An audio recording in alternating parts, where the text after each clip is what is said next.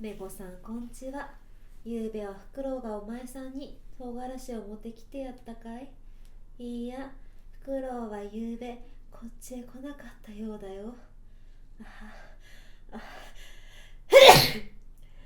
僕は生まれてまだ真っ赤にホイールフランを飲むとき、くるくるくる体が回ったからね。